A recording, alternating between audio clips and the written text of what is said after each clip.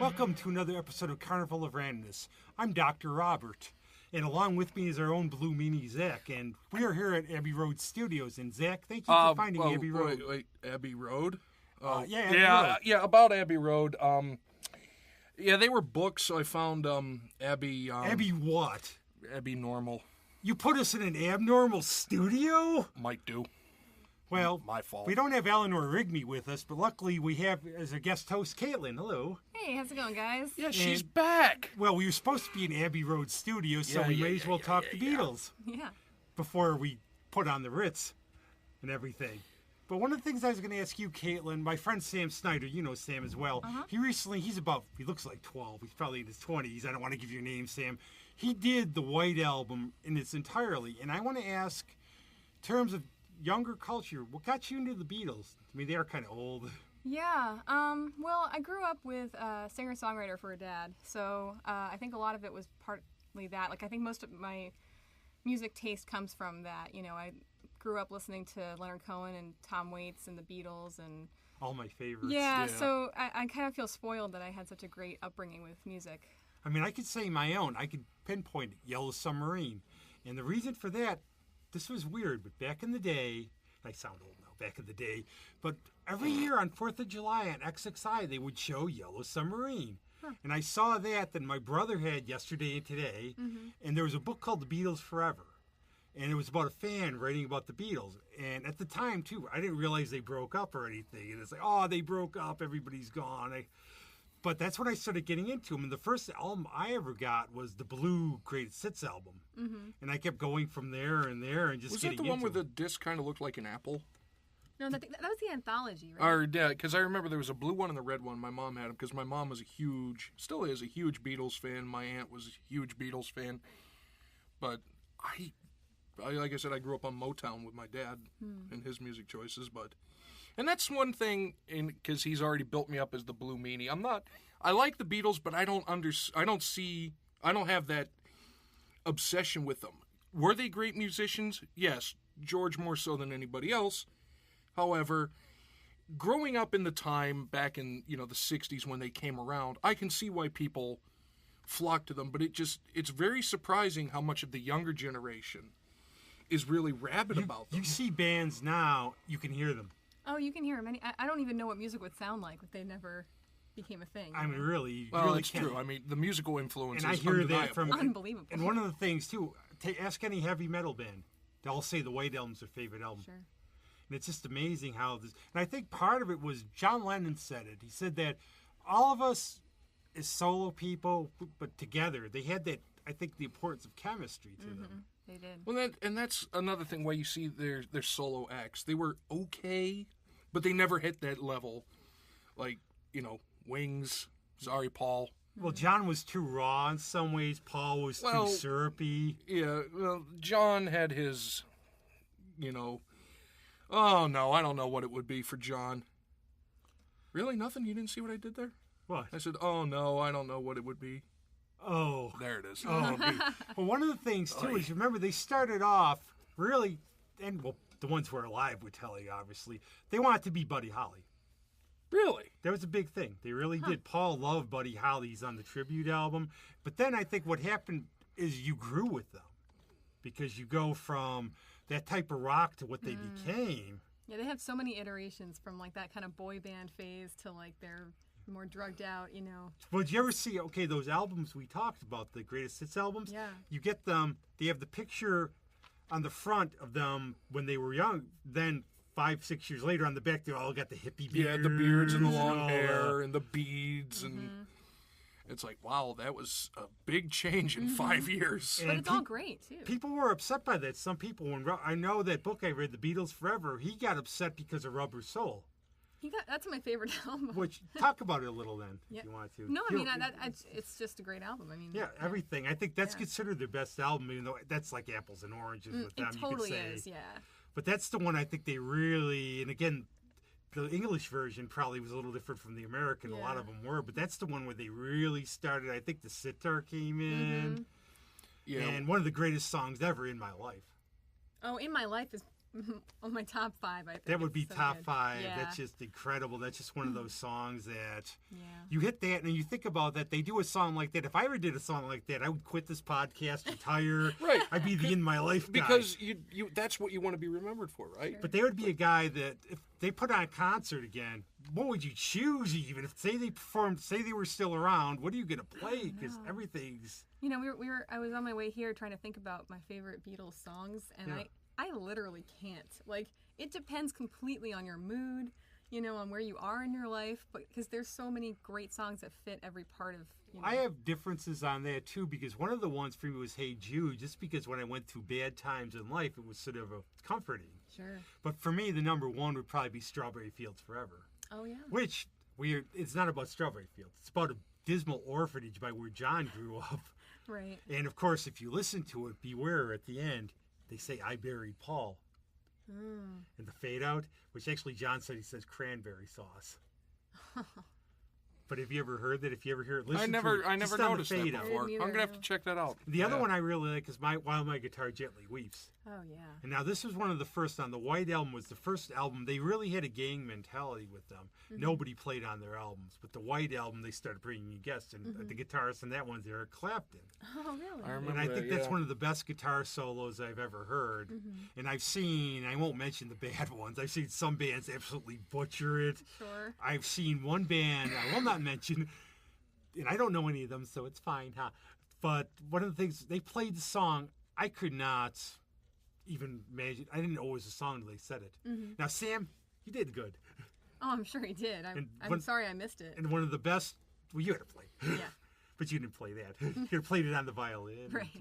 And one of the things about that, though, is just that he hit it good. And one of the best versions I've ever seen on that was actually Todd Rundgren when he played at the German House. He did a version of it, and he ripped. Oh, yeah. Because Cool. I really think, do you have a favorite Beatle? No, I don't. You don't? Not Ringo? No. Okay, now I have to say, Did someone say one Ringo? person, this one person where I walked my dog years ago, started a random conversation with me, tried to prove the case that Ringo was the only talented Beatle. What? That doesn't make any sense. Yeah. The only I talented think this person Beatle? was bad. Had to have been. I mean, Now, I have to name drop a little. I met Pete Best when he played the Harmony House. I don't know if you saw him or not. I think you were too young. I'm the old, I have experience. But Well, he also, played- I was on Long Island. Yeah, when so I was growing up. okay, you have the excuse. What happened was Pete Best played at the German House years ago, and I knew Andy Bubiak from the Chesterfield Kings, and I went down to the House of Guitars, and he was doing a signing, and Andy's like, "You want to meet him, talk to him, and stuff." And I talked to Pete Best a little bit, and he seemed very. What happened with him when the anthology came out? He was working as a file clerk. The anthology came out, he got royalties, so now he's rich. Awesome. So, like 50 years from now, you'll be getting royalties from this, and it'll pay off. But he got replaced. But he seems very happy. But the story goes, there's a lot of different stories. One of them was that he just didn't fit in. Another one was he wasn't that good of a drummer, and I don't know. You can hear some on the anthology. The other one was that Paul was jealous of him because he was getting all the girls. So we don't know, but Ringo gets made fun of a lot. I don't think that's fair in a way because he had something. They weren't just going to bring in some clown. Right. I mean, if he wasn't amazing, they wouldn't have kept him. but I'm wondering, do you think he gets made fun of more just for the times he tried to sing? Because his voice wasn't. I think because he's Ringo. Well, not just that, but his voice was. Whew, I mean, it was a little Believe weird. it or not, that they thicker had accent. Ringo, you know who was one of the best solo performers of the Beatles at the beginning? Ringo. Really? He had the 5 top 10 hits in a row, and they didn't think the same. They thought the same thing because the first album of the Ringo solo is a Beatles reunion. You don't realize this. They all felt worried that his solo career was going to bomb. What happened was none of them play on it together, but all the Beatles are on that album. Weird. But I tend to veer more now toward George. Yeah, I've always thrown my vote for him because he was kind of like the unsung one. He didn't really get a lot of attention, but he really should have because of just how damn talented he was. And you can speak to this because you're a musician. I listened to him again from my perspective. I go, there was the balance. I mean, they had Ringo and John. But it's a really good thing they had Paul and George for the musicianship. But what do you think of their musicianship in terms of... I mean, I think they're amazing. I think when people try to compare them to other bands, I don't even understand what you're talking The about. scary part It's like about it is really, you think about it, that Paul could have played every instrument. And their songs are a lot more complicated musically than you might give them credit for. You know, I've actually, like, you know, when I was trying to like learn guitar and stuff, and I was like, oh, I'll learn some Beatles songs. Oh no, they're much more difficult than I thought they were. I mean, those chord progressions are out of I control. could point to one, Come Together. Yeah. I've heard the solo is very, very difficult. And you think about all the changes they did in a 2.5-minute song. Oh yeah. Like, how did their hands stay attached? I don't know. You know, It's like, incredible. You know, but that's the thing. You know, musicianship-wise, incredibly talented band, and they did it themselves. They weren't fabricated. They were like very other big, bands, unlike the Monkees, where they're rip-offs. And they really did have that gang all for one, one for all mentality, where they were saying, no, you don't have anybody else on there. And the fact that they could change their sound so many times and still be them and still be amazing is really And they did this in their 20s. Yeah. So, like, I might pay. I missed the boat on that one. Gone. But you think about that, they were done. Imagine being in the Beatles. You do this, you're going to hit 30 and you're done. Yeah, 30 and you never have to work again in your life. Yeah. Oh, God, would that have been nice. But the progression, that was... Swung and missed. I think that you don't see that in a lot of bands these days where... And I think... And I admit I'm not a huge fan of U2. I like their early stuff. But the one thing I like about them are one of my all-time favorites, Tom Waits, who I love and I adore, and everything else. And I could go on about Tom Waits now forever. Yeah, same here. And We'll have to do an episode on him. yes, Yeah. well, we'll wait for that. But one of the things I like about him is like when he did Alice or Mule Variations. Mule Variations is one of my He did that in a favorite barn. things. Yeah. He did it in a barn? He did it in a barn. If you can listen to it, he recorded in a barn. You can, if you really So all listen. those creaky sounds and Yeah, things. It's Chocolate like real. Jesus. Yeah. Wow. They just Georgia like Lee. pulled stuff out of the barn. We're like, let's They clink these did. They together. did it in a barn, and I guess you can hear chickens or something in the background if you Awesome. listen really hard. That's funny. But one of the things I like about that is every Beatles album, I can imagine growing up with you, but I said U2 because what happened with U2 is like, especially when they came with Achtung Baby and Zooropa, you wondered what they were going to do next. Yeah. And I know Bono said that, well, we don't want to be bored. And how many bands do you get out there? Buy one album, you don't need another one Yeah. because it's the same stuff. Yeah. But the Beatles was like, oh my goodness, what are they doing? Yeah, for sure. Now, one of the big ones was Sgt. Pepper. And now the story goes that this was inspired by Pet Sounds. That Paul heard an acetate at a party Michael Love brought in London. But do you have any thoughts on some of those or Pet Sounds or anything? And I mean, I'm not Pet Sounds, Sgt. Pepper. The Beach Boys can have their own. Leave them alone. Yeah, they have their own thing, but it's interesting how I know that they kind of respected each other as, you know, contemporaries of each other and competed a little bit. That's what they said. And Paul said, we really have to up our game. Yeah. And if you ever listen to the Zombies or Odyssey and Oracle, I like it a real lot, but all it is Pet Sounds rip-off. That inspired so many. And I don't know if it's, some people will criticize and say, it's kind of boring. It's kind of, but they did something never done before. That's why they brought in an orchestra for Day in a Life. Right. Which was amazing. How many times do you hear that when a pop band brings in an orchestra? Yeah, it's pretty epic. I mean, that album, probably Day in the Life, but most of the songs are just, they're all psychedelic. And then that's why the Rolling Stones did their Satanic Majesty's Request, which stunk. Yeah. They'll tell you that. I don't have to say that. What do you often wonder, like, because you said it was the first time it was done, do you ever think the first people to do something usually don't get the credit they deserve for it? Well, absolutely. But then they lay the groundwork for somebody else, like, oh, they pioneered it. Well, Bo Diddley always says, if I could have trademarked my guitar sound, yeah. because so many people are Chuck Berry. Right. oh, yeah. God, Chuck Berry. I mean, white people pretty much ripped off black people so hard with, Oh, with music that I don't even know where to start with Well, that. you want- one of my little criticisms all the time is, what was Elvis? They Yeah. found a white guy who could sing black. Yeah, because he was a gospel And they would singer. take all these, Don't forget all people. these wonderful African American musicians, Yeah. and they would bring them in, and they get these white bobby socks guys to do them. It's horrifying, Yeah. because that's where it came from. Yeah. Well, that and hillbilly music, sort of country music and everything. And all these British kids, they used to get the music. They would go to the record stores. That's what, 'cause John Lennon loved all the 50s rock. Right. Like when he did that album, Rock and Roll. Yeah. They really loved that. That's the irony. One of the ironies to point about the Beatles, they were always so cutesy. And I love the movie Help. I admit it's... Have you ever seen it? A long time ago. I don't remember it that well. Okay, I can help you with it here. It's basically a lot of people point to it as a bunch of music videos. Because that's what they do. And one of the things about it to me was when I was a kid, and I didn't know a lot of history about them yet, that's what I imagined them as being. not the real stuff that we all know about. 4 guys, they lived in the same house, they had all this camaraderie. But the thing was, they grew up in Liverpool. And they were street toughs. You ever see the thing from Hamburg? There's a picture from when they played a 24-hour gig. There's John with a toilet thing around his neck, a toilet seat around his neck. They all got syphilis. And then the Stones were all posh English kids. They grew up in London. Mick went to economics school. So, but everybody thinks of the Rolling Stones as these tough guys. Yeah, the gritty. Yeah. But I think probably because the first vision every American had of the Beatles was the Ed Sullivan Show. And they came out like the suits and the ties and the hair. It's like, how could they be gritty and, tough? Look at them. They're dressed like bankers. And then they asked, like, the question somebody would ask Ringo, what's your haircut, what's your hairstyle like, to give it a name? Bowl. And they all do all these quips. And thank you, all of the back, in the front, the back cheer for us. In the front, please just rattle your jewelry.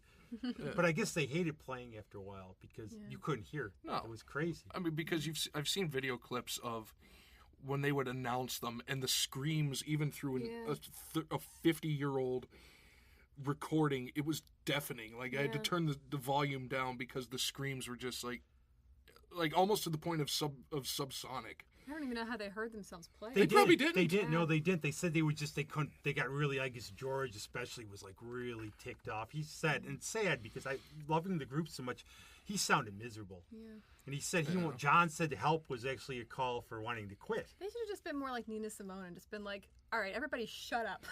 Shut up. Do you think it's kind of ironic that I saw one of my friends do that actually at a concert where she just said, shut up. It's like, she didn't say shut up, but she said, you're here to see a show. Quiet. Yeah. I think it's ironic that one of the most popular bands in the history of the world was kind of killed by their fan base. That just drove the love of music out of them. It did. And George said he wanted to quit since around... Him and Paul did not get along very well. And I'll bring that one up if you ever seen Let It Be. Yeah. No, I haven't seen it. It's called, basically, if you want to see a train wreck. It's the Beatles. It was Paul's idea was called Get Back originally. And what it was going to be was they were going to try to get back to their roots. And he thought of this idea of just driving around England and playing in pubs. Imagine you go to a pub and the Beatles show up and play. Led Zeppelin did that once. They had to keep 20,000 people out of the pub. Wow. Good God. Because it was a thing, but they didn't end up doing it. But what happened, it was called Get Back, Let It Be. They were going to record, and it basically shows a band falling apart. Pay attention to it. George doesn't talk to Paul at all. He only yells at him once. It's just dismal. And then you think of one of the amazing things about them. Remember, it became Let It Be. That was not their last album. Abbey Road was. So imagine... Abbey Normal. Or for us, Abbey Normal. Thank you. Where we should be right now. Yeah. Thanks a lot. Daylight savings time hit me and I couldn't book it. Especially when we're supposed to be in the UK and we missed our flight, huh? Well. But anyways, imagine this band, they're frayed, they're falling apart. And one of the theories is they knew this was going to be the end. They managed to go to Abbey Road Studios. And I think it's a fantastic album. Would you say so? I love Abbey Road, yeah. I mean, and they did this, and imagine it was like their last hurrah to go out on. If you remember the songs on it, do you remember any favorites? That's it's why all right. I have this, but I love Oh Darling. Oh Darling. I'm not going to sing it. And Here Comes the Sun. Oh my, there's so many great songs on here. Here Comes the Sun is incredible. Carry That Weight. I mean, yeah. The ending sort of remember the final thing is not in the end, the love you take equal to the love you make. It's actually Her Majesty's Pretty Woman. It's the end, that little thing at the end there. Because remember, after that fades out, they do that. But I guess I Never Give You Your Money's about a thing with Alan Klein. And Come Together's on there. But Here Comes the Sun is probably... George is so underrated. That's such a sweet... It's just like a really sweet song. I think of it in our Rochester winters all the time. Oh, yeah. When was the last time we saw the sun? Right. In a song Frank Sinatra covered, Something. Yeah. I have the problem where I listen to the wrong music in the winter. I exacerbate the winters here by listening to like Elliott Smith and like Sufjan Stevens, and then I'm getting really depressed. You listen to his Christmas song, Sufjan? He's got a Christmas song. Does he? Yeah. Oh. And the other one I always listen to, I admit here, we jump around because we're the Carnival. One of my all-time favorite songs, and I listen to it too much and it depresses me, is Twilight. Oh, yeah. Listen to Michaela Davis's cover too. She does a very good one. Oh, she does, yeah. But it gets me because it's really about somebody who's into drugs. Yeah. And what he says, he's trying to go with this girl, but what happens is he always says he's already with somebody, but that's what he means is addiction.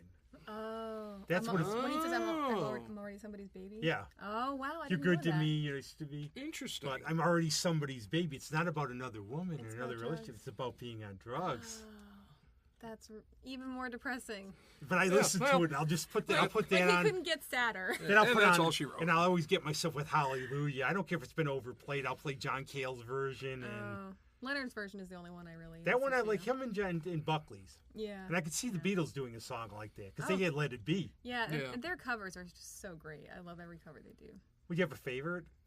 I don't know. I think You Really Got a Hold on Me might be my favorite. Maybe, Oh, that's- maybe the Mr. Postman. Oh, I love great one, Mr. too. Post. Yeah, that You know was what a I really like? good I one. admit this one. It's a little bit of a novelty song, but it's Chic of Araby. No, I don't know. It's on the first anthology album. Okay. Chic of Araby. It's like sort of a novelty song from the Yeah. 50s, but their early songs are really rock and roll. Yeah. Mm-hmm. Like old school, Old school, yeah. Motown. Please, Mr. Postman. Yeah. Just rules. Yeah. That one's really good. And Matchbox, Mm-hmm. Chuck Berry song. Because I think the first album, what they usually did was they played a couple of originals. They just put a bunch of filler on. Mm-hmm. With them, it was never filler. No. But think about it again. We said that you go from that old 50s rock and roll to what they went into. I know. Yeah, that trip to India really. Really changed. That really messed a everything. few things Well, you know, up. Sexy Sadie, John became disillusioned with the Maharishi. He thought he was a crook. Oh, really? So you know what Sexy Sadie really is? The real original title's Maharishi. And it was his John, you know, to being John. And as a favor to George, he changed it to Sexy Sadie. Mm-hmm. But it's really, it was Maharishi, you fooled everyone. Oh. And I guess if you look, the reason Led Zeppelin did Stairway to Heaven was because Harrison told them to do a ballad. But I guess what they did was, if you listen to Rain's song, the first couple chords are something. It's Kind of amazing the clout that Harrison had. You know, he's telling other bands and even John Lennon with the, you know, ego he developed later on to do something, and they just, boom, instantly did it. Well, the fallout, I guess, happened with that, because George is a little younger. I guess he really liked John, but he believed Paul sort of got in the way and blocked him a little bit. Huh. So that's, I guess, some of the animosity started. And I guess what happened was he got ripped off by an agent, as happens a lot. That's why he did the Beatles anthology. He really didn't want to do it. You know, that's why Leonard Cohen did one of Because his he last got things, ripped off because when he was got on ripped off. Mobaldi. Yeah. Yeah. That was the London show that he did. Yep. Yeah, and that made me really sad. But he seemed happy to be up The there. story I've heard about Cohen was that it's like, Leonard, you got to tour. I want to tour. I don't want to tour. Yeah. Then once he started touring, he loved it and he kept Yeah. going. I saw him in Toronto. It was Yeah. just that initial get out there. You should have seen I him. was so sad I never saw I him. saw him in I was so... One, I was sad that I never got to see him, and then a lot of people were very broken up when he passed. Yeah. Oh my God. I Like, the heard entire that. city of Montreal, I think, went into I mourning. had to turn the radio. Like, I heard on the radio, and then they said something else that was really depressing about, like, Trump or something. And I was just like, turn the radio off. I can't Like, do it. because I heard it Everybody knows the war is over. Everybody knows the good guys Yeah. lost. I heard it from a friend of mine, and I'm in the middle of a conversation with somebody, and I'm like, oh my God, Leonard Cohen died. And I'll it tell you, just the one in spiraled from there. Toronto, these fans went crazy. And he came out, he looked like the gentleman. He would do things. He's like, he'd do the knee bend, take his hat off. Yeah. The other one like that, because we jump all around, the Beatles really influenced all these. I mean, pick a band they didn't influence. I can't think. I Maybe mean, honestly. Insane Clown Posse. You never know, though. Would They you could have say- had one song in one album In buried terms of- somewhere. Now, I admit, I hear this in Old Lang Syne, your band. I hear there's Beatles in it. Oh yeah, absolutely. You admit it. Well, everybody's been influenced by the Beatles. I mean, I can and name I a can't bit. really say that for sure with Old Lang Syne, but I get a little like it I is. think it's honestly just like a cultural thing where it's impossible not to be. The other influenced. one you have to see to check out, I saw him last year, and it just reminds me of Leonard Cohen or something, is Nick Cave. Yeah. And Nick Cave, I thought, put on one of the best shows I ever saw. And he's got this presence to him. And Leonard Yeah. Cohen had the same thing. The one I regret, Tom Waits, I've never seen. Yeah, I really hope he does at least one, just like I- one more tour before he. Might. When But I he's lived in- such a weird dude about that He's stuff. getting up there though. I heard he's got some health problems, too. I've heard that as well. Oh. And that's just a shame. So this could be a little about Tom Waits as well, because he did, like, if you listen to Alice, it's very Beatle-esque. And one of the things, I guess he played at the auditorium years ago. I lived in Washington. Really? I was back visiting my parents, I didn't hear about it. So what I tried to do was, I guess he stayed at the Strath Allen. I went looking for him. I'd love to say I hung out with them, we partied. No, I never saw him, but I heard he liked wine. But I guess there's a story about the Pogues. He was playing in Ireland, and they thought, the master here, Tom Waits, we have to party with him, like Bill Murray. It was 9 o'clock here, and he went to bed. Oh, really? Well, he married Kathleen Brennan. I think he's more of like a country gentleman now. Well, did you ever see any of the movies he acted in? Oh, yes. The old Coffee and Cigarettes. Yeah, the old Psychopaths. And Jim the one how from do the you pronounce heart. his name? Jim Jarmusch movies. Yeah, the one from the heart. Down by Law. Down by Law. That's the one. I That was saw a. that one. Oh, it's a cool he movie. plays Van Helsing in Dracula. Yes, I forgot. Yes, he does. But the That Beatles brief did a lot cameo. of. Remember, the Beatles did a lot of movies too, as well. John Lennon was in How I Won the War. There's actually a band here recently called the Gripweeds, named after his character. And I have to admit, I have never seen a Beatles movie. Never. Ever. Wow. Never seen a Beatles movie. Never seen an Elvis movie. Never seen an Elvis movie. Not out of spite. I just never. You know what Elvis movie? You'll sit there. I would say Viva Las Vegas would be the one to watch. Not Blue Hawaii? You'll sit there. You'll sit there about 20 minutes and go, that's the only one I've ever sat through. But the Beatles movies, I loved Help. A lot of people like A Hard Day's Night better. Have you seen all of them? Or? I Well, I haven't. have, so I I've seen like one or two, but it was so long ago I barely remember them. Hard Day's Night, they really liked. I liked Help better, so I'm in the minority there. Magical Mystery Tour, to be honest, watch it for I Am the Walrus. Okay. The music, because it's not very good. Cuckoo Cuckoo. And as we were talking about, and maybe in the future you'll be on our little fantasy Buffy everything episode, but did you know that Paul McCartney had the idea of doing a Lord of the Rings movie? Oh, really? And they were going to have George was going to play Gandalf. I'd have paid to see it just for that. John was going to play Gollum. He was going to be Wow. He was going to be Sam, and the Ringo was going to be Frodo. Ringo was going to be Frodo? It's either John was Gollum, George was the obvious for Gandalf. Right. I think Paul was Sam, Okay. and then Ringo was Frodo. That's That great. doesn't make sense. You'd think it would be the opposite way with those two, but I'm trying to do the accent. Cheerio, we have to go to Mount Doom. I can't do it. Yeah. pip pip chitty-o. Yeah. But I see John, my precious. Yeah. Did you ever see that music video of I don't know if that's the song name, but you have to hide your lover away. Yeah, and they the girl that they were singing with in the room was Miss Minchin from that old kids movie Little Princess. Oh. Yeah. Huh. If you ever see it, don't, because it's terrible. But Kiss Meets the Phantom, they actually do Beth. And because Kiss, what they tried to do is they want it to be the heavy metal Beatles. That's why they always rag on Ace and Peter, because they say they think they're more than they are, because they want to have 4 separate characters like the Beatles. And they do a scene where Peter's singing and they're all around. But the problem with them is it wasn't organic. And I think that's what the Beatles, you can't have, and I don't know about either of you, but for me, one of the things with the Beatles, I've gone through life with different groups of friends. Some I miss, I always remember, like in college, my roommates. And it always seemed there was, in every really good group of friends, there was like a Beatles thing, where everybody had sort of a different personality, where somebody could be, I was not the Ringo. Sure. I mean, they do that. You're the George. Periodically, they do that through with different TV groups and book groups. That people just like to have those. What was it in the '90s? It was Friends. Yeah. Yeah. Like who's the Monica? Who's the? I never liked know. that show. I I admit that cannot one. I really stand just, that show. I admit it. I never liked that show. Yeah, and I think the other thing with the Beatles is there was never a reunion. And I think it's one of those where you could see the Stones now and Keith Richards is mummified. I saw the Stones at the halftime show of the Super Bowl in Detroit, Wow. but I've never seen them live. I saw them at RFK Stadium, and old I will joke. tell you, I'll show you this. I'm not going to say how long it was ago, but I saw them, and it was $28. So Yeah. figure that. It was worth it seeing Keith sit there balancing a cigarette in his mouth the whole performance. How? He had a cigarette. Just had it like there, the cigarette in his mouth. It was just glued there. It probably was. But no, when was it? It would have been 2006 that I saw the Rolling Stones perform. But isn't it kind of scary if you think about it in a way? They've been around over 50 years. Yeah. And for the Beatles, we always have the Beatles as the Beatles. We can say what might have been. And I always like to go through their solo albums. Now, for me, in terms of solo, All Things Must Pass. You ever heard that? Because George's solo. Okay. Band on the Run's actually really good. Plastic Uno Band. Those are all really good. And some of Paul's later stuff now, like Run Devil Runs, actually. And you know who the worst-selling Beatle was for solo was John. Oh, really? Because I think a lot of people couldn't take a lot of the raw.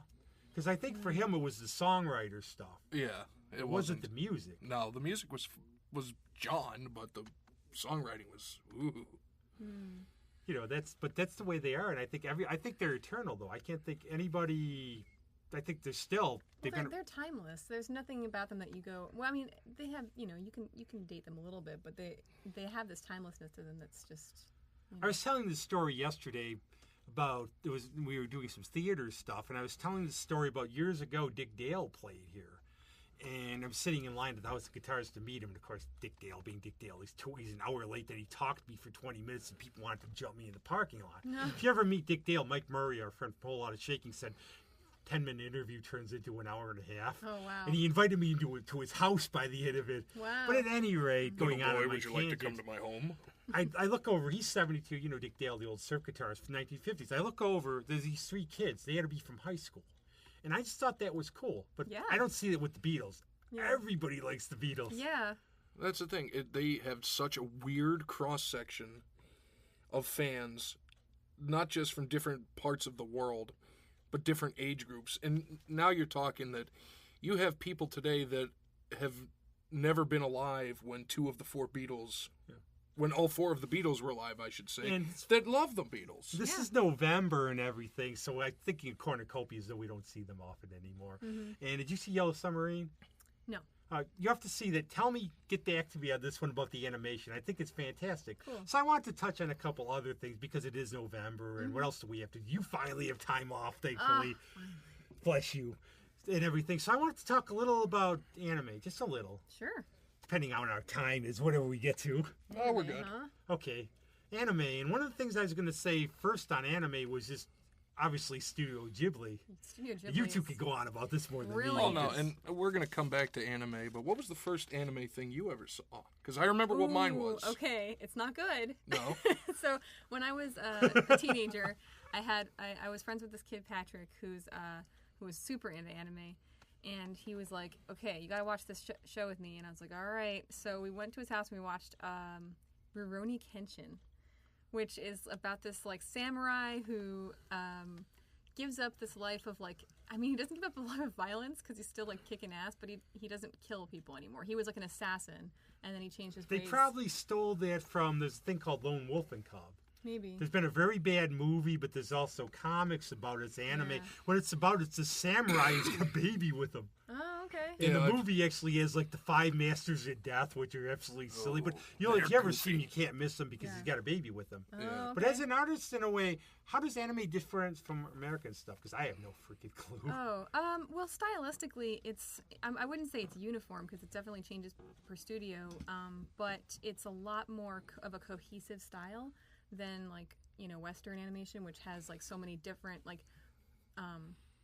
you can go from The Simpsons to, you know, Triplets of Belleville, and it still counts as Western. So it's I feel like it's more varied in the West, but in anime it's interesting because it's like its own insular world, which is really cool. And the great studios like Gainax, you know, they make some killer stories. Well, what is Gainax? One of the big ones for me is Studio Ghibli, so we can get to that. But how is Gainax? I've never heard of this. They did this really amazing show called Evangelion, Neon Genesis Evangelion. He knows I remember. Yeah, that one, that's a really brilliant show. I mean, it's dark and it's sad, but it's really smart and it's really beautifully animated. Some of these movies are not for kids. No. This is not a kid's show. Oh, it's a cartoon. I'm going to go see a cartoon. Yeah. Oh. But here's one. The first anime, by technical definition of anime I ever saw, was the Transformers. Back in the 80s, because that was one of the first animes to come over to the United States. Mm-hmm. The old Transformers cartoon. Yeah.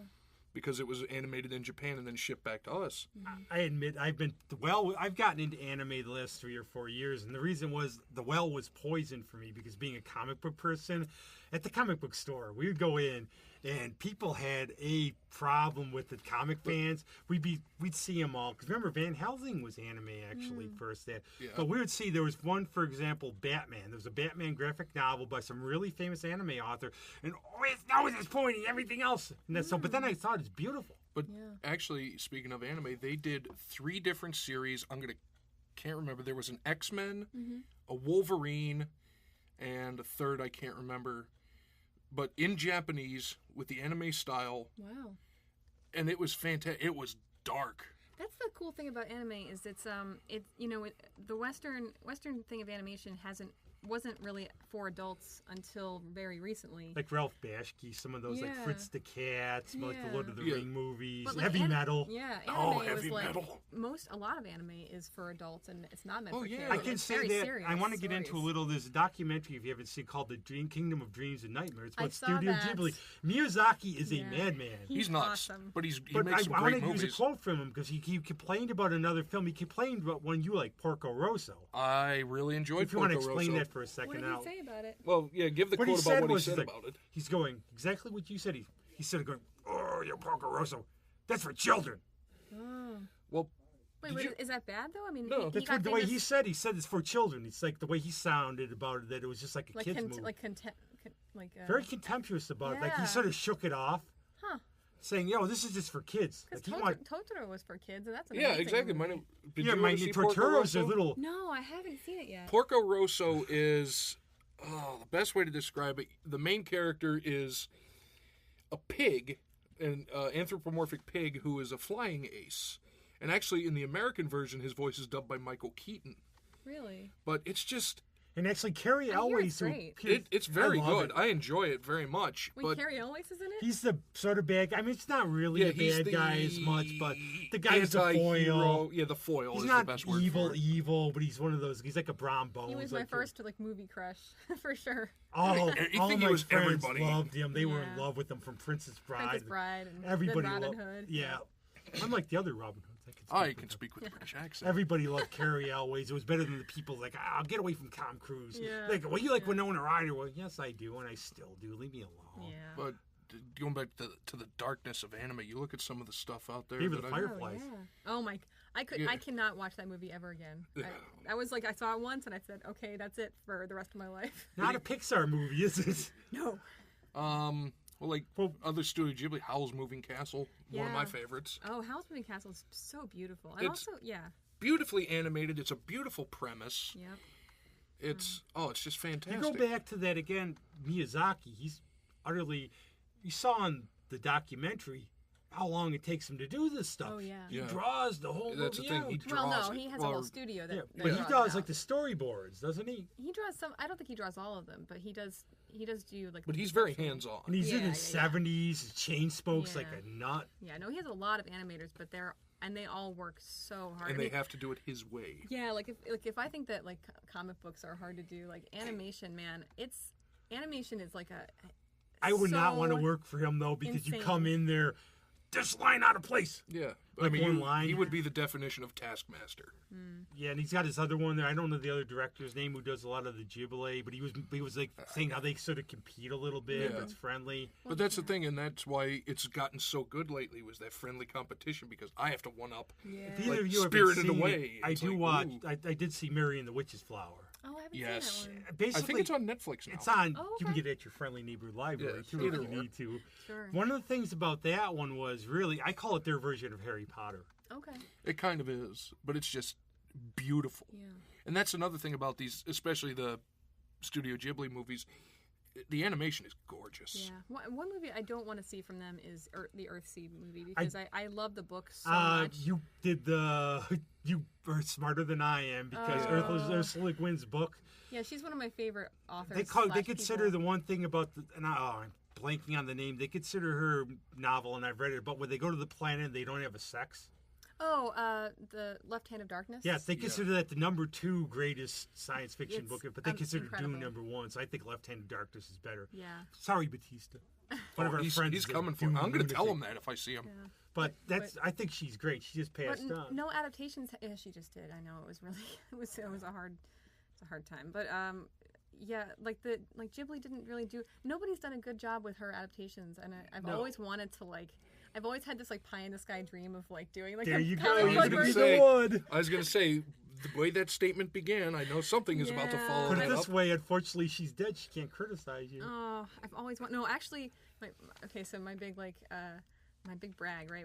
This was years and years ago. I had like for a blink of an eye, I had like a children's book agent, and he goes, "What would you like to do if you could just like anything?" And I said, "Anything?" And I said, "I would love to do something with Ursula K. Le Guin, like anything." And he's like, "Okay, let me talk to her people." And I said, "What?" Okay, so he talked to her agency. She looked at my website and she saw one of my paintings of like one of her characters from The Wizard of Earthsea, and she liked it. And I was like, that's all I need. God, I could die I want to now. copy that. Yeah, that's all I need. I have to go actually segue back for just 2 seconds to the Beatles for that, because I do have the two personal stories. Where a friend of mine, this is really quick, we'll go back to anime, but they're just amusing, and I have an opportunity to tell them. A friend of mine, years ago, a friend of my brother's lived in New York City. And he was going around, John Lennon was at the Dakota. And if you saw him walking around, depended how he was very moody, but he would sign for you. So he had a Beatles album, and he had him sign it, and John Lennon signed it. He talked to him. It was perfectly pleasant. He never looked at it. He gets home, and he finds out he signed to Paul McCartney. Yeah. So can you imagine now? Wow, yeah. And the other one was, there's a book about George Harrison, and there was a student she's an American student recounting hitchhiking through England.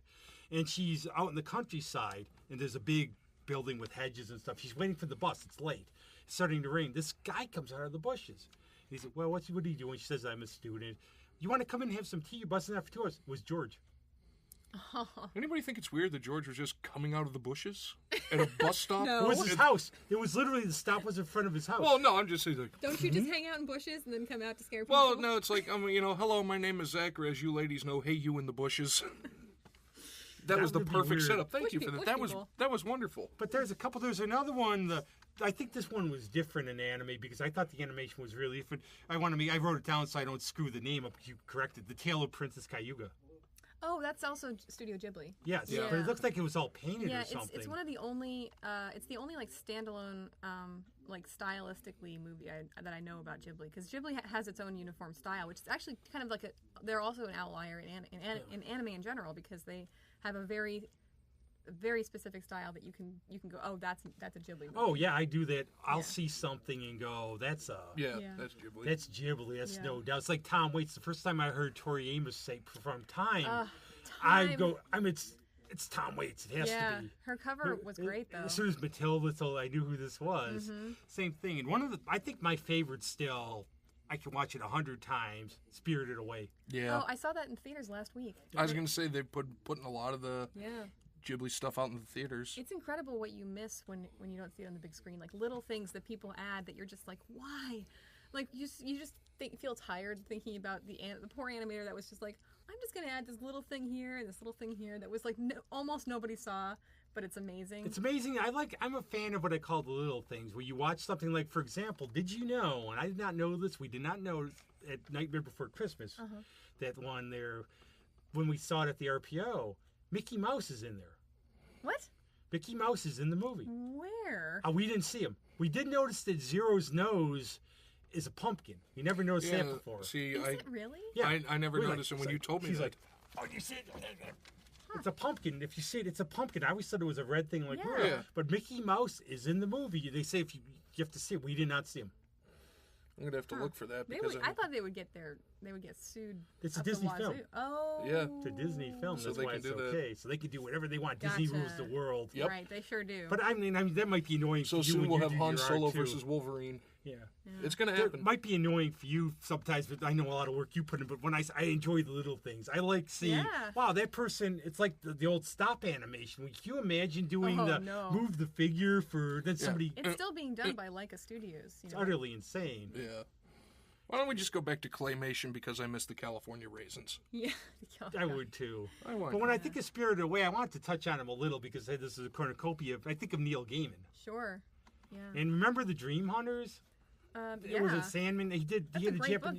Japanese anime. Yoshitaka Amano. Yes. He was the concept artist for Final Fantasy. And I think, in a way, Neil Gaiman, you can draw a connection because he's so into myths and everything else. Yep. He's a fascinating character. We love you. Yes, and he's so into everything like this, though, like the mythology. I like Sandman. I just absolutely. If you could ever draw Sandman, if I drew the Sandman, that would be the ultimate dream. Yeah. I'll see what I can do. I was just blown away by when I first read the Sandman. Yeah, I was me like, too. That was the thing that got me into comics. I read Preludes and Nocturnes in a night, and it blew my brain. I was just What's like, amazing is what he did. You had a concept where at a beginning and an end. Yeah. Every story is a different artist, a different style. And he took this character, and you know what happened with him is, I guess he wanted to do, the story behind this is that he wanted to do the old Charlton thing, something like that. Yeah. He wanted to do some character, and they couldn't get the rights to it or something. They couldn't do it. So he did Sandman.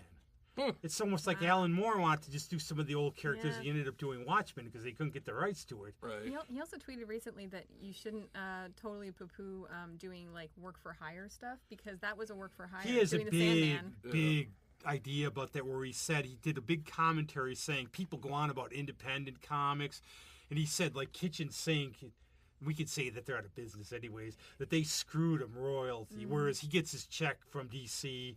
DC's never stepped on the character, unlike Marvel, which stepped on a lot of Frank Miller's character, and Alan Moore has his issues. But he says he still gets his check. They respect my characters. He said, don't knock them because they're big. It's one of my all-time favorite comics. Yeah. Do you have a favorite character out of the Endless? Oh, for sure. Probably my shirt that I wore the other time. Possibly Delirium, or Death or Delirium, one of those two. But I really love the artist Jill Thompson, and Scary Godmother. I love Scary Godmother. But she did also, like, the first time I saw her stuff was in Brief Lives, one of those Sandman books, and I remember there was the scene specifically when Delirium and Dream are hanging out, and they go to this like lawyer's office or something, and they're at the secretary's desk, and they freak her out because it's not Delirium starts making. Are they looking for the brother? They're looking for destruction. Because that's how they bring down the Eumenides on him, because he has to kill. Spoilers, but he has to. His son. Yeah, spoilers from like 20 years. Is it really a spoiler if you just be too lazy to watch it? If you kill a family member, the Furies could get you. Yeah. Right. Saves my dad all the time. It was just such a great little scene because they meet up with the secretary, and they're like, and the secretary's on the phone with her boss, and she says, the woman is making little frogs.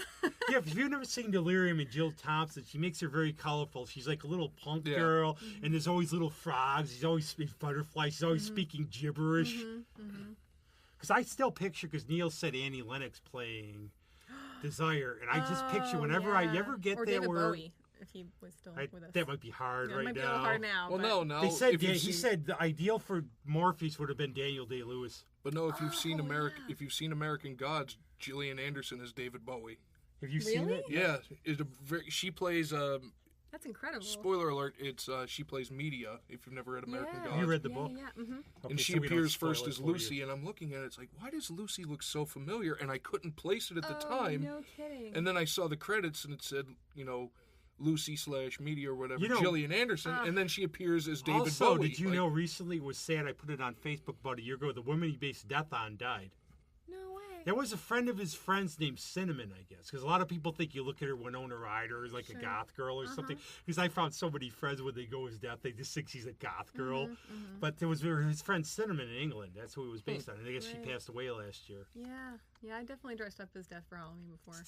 You have the Ankh. That was the thing, the Ankh. The Ankh, I made it out of clay. Yeah, I couldn't. Everybody's just as Death. I made it. But if you ever read his book, you did a book on Norse mythology. Yep. Yeah, I haven't read that one, but it's actually the cover was illustrated by one of my favorite illustrators, a guy named Sam Weber. Oh, yeah, he's really great. Isn't the Mjolnir? I think it's or is it a hammer? I don't know. Maybe I have a different version. No, Mjolnir's the hammer. It's Mjolnir. Yep. Yeah. Do you have a favorite other artist in that book? Because there's so many. There's Sam Keith. There's Mike Zuley. There's actually Sean McManus. Yeah, I think I like Jill's best actually. Yeah, Jill was the thing that really got me. But I think also the guy who inked, there was one that took place in the desert, and the inking was so fluid and beautiful in that one. And I can't remember who the inker was. You have to watch one. Also, there's one. If Mike Zuley, you would like him. He's a lot like Jill Thompson. Alice Cooper did a comic book of The Last Temptation. Really? And he did it. It's really good. That I need to get a hold of. Interesting. Well, I think Neil's good friends with Tori Amos. Yeah, I know she wrote that song, Hey, Tear in Your Hand. And he rents her house in London, I guess. If you need me, me and Neil be hanging out with the Dream And there's actually, I have it, there's actually songs about Neil Gaiman. There's a CD about it. Oh, really? Yeah. Oh. It's really good. Yeah, Tori Amos is amazing. I love her. I do too. You could do a whole episode. She belongs in the Sandman world, I think. Oh yeah, I think she does. Yeah. It's amazing. But no, but the one Neil thing, definitely check out the TV show American Gods. I think they did a fantastic job. Oh yeah. And what he said, he worked on one movie. Now I have to admit, I like this one. I get a lot of razzing for it, but I really liked it. I liked Mirror Mask. I liked Mirror Mask too. I can see the flaws for sure. I call it the dark crystal on acid. Yeah, that's a good description of it. I mean, it's got the Dave McKean flavor to it, but Oh, I think some of the CG was a little. You want weird. a weird one, if you've never seen it before, the graphic novel, I know they have it at the library, don't buy it, it's that weird, Mr. Punch. Oh. And it's Neil Gaiman, it's a story about the Punch and Judy show told on the English seashore. Wow. But it's that kind of art where they use all, how would you describe his art, sort of? You're better at it than I am. In what? How would you describe, McKean's art, sort of? It's like collage, like fantasy collage, digital kind of mixed media. That's what the book is. It's sort of about the mystery. Because Neil said you don't see Punch and Judy anywhere else. It's a really weird English thing. Yeah. And he went into it. And it's sort of like an allegory. It's his version of Dandelion Wine. Okay. By Ray Bradbury. Oh. Okay. I had a bad experience with that, Ray Bradbury. but that's for a different Well, time. you know what's cool about that, though? Think about it in a way. We've read all this. That's something you have to look forward to. Yeah, I'm excited.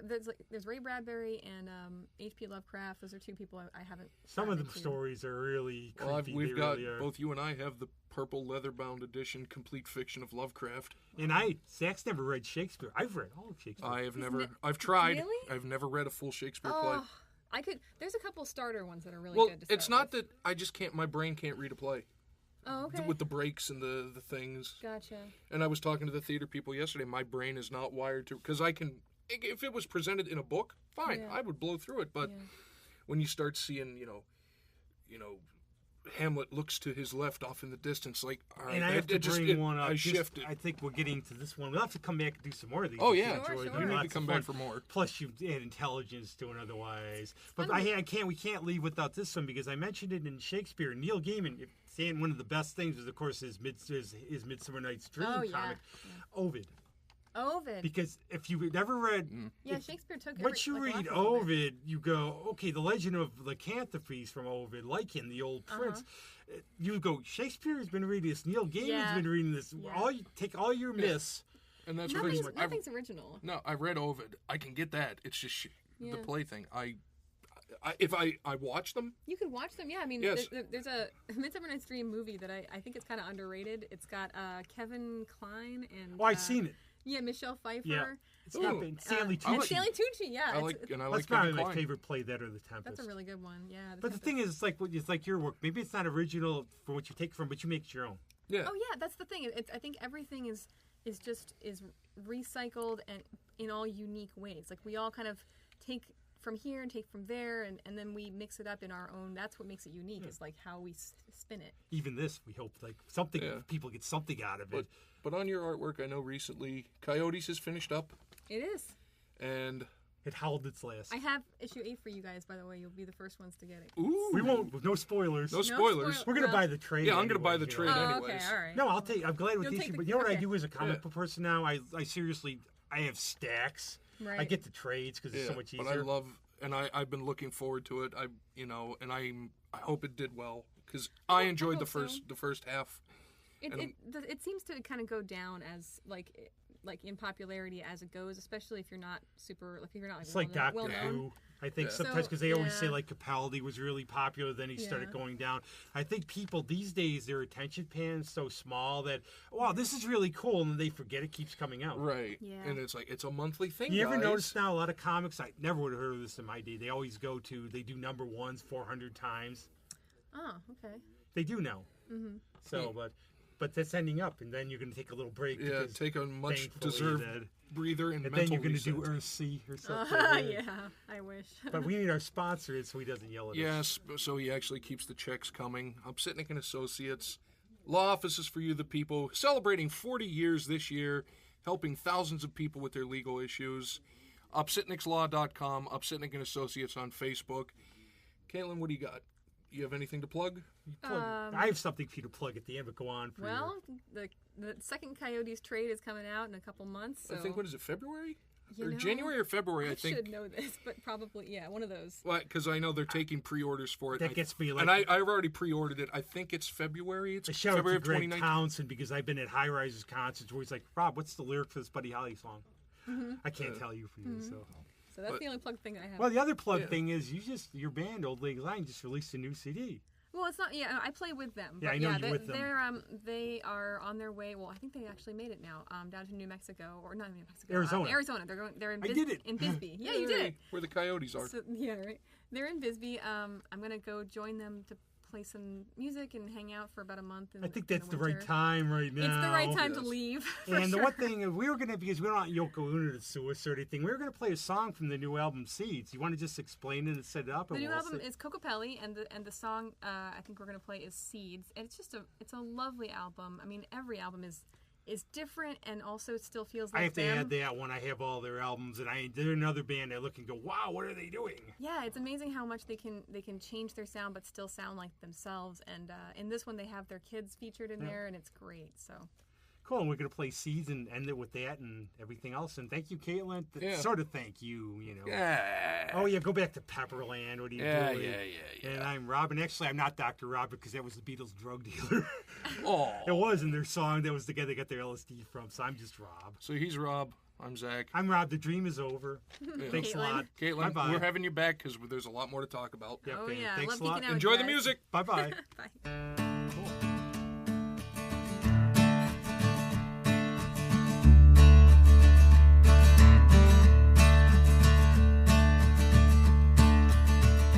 Even if lightning strikes, or if thunder slits the sky, if the mountains fall and rivers overflow, you can never stop a seed from growing. Even your world wars, even your civilization, in the cracks of your schemes, in the closet of your dreams, you can never stop a wind-born seed. In your tears when you weep, in the ditches, in the streets, in your wounds, in your scars, there's still an ember left flickering in the dark. Even your roundup, even if you killed every wild weed, every bramble, thorn and root, every dandelion too, a little seed is still gonna slip on through. Even your trickle down, even if you keep down the working poor, put us in prison, but it's your greed that did us in. You can't stop the seed coming on the wind. In the toenail of a dove, in the wheel hub of a truck, when a cow farts in St. Paul, well, it sends a seed whistling down to Arkansas. So you best think now, would you tamper with what you engineer? 'Cause you reap just what you sow, and something's gonna grow. And where your treasure is, your heart follows. Even if lightning strikes,